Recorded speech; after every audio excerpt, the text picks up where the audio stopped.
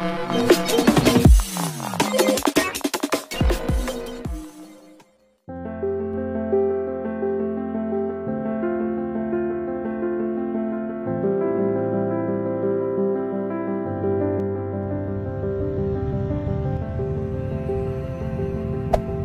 there. Subscribe to my channel. And also press this bell icon.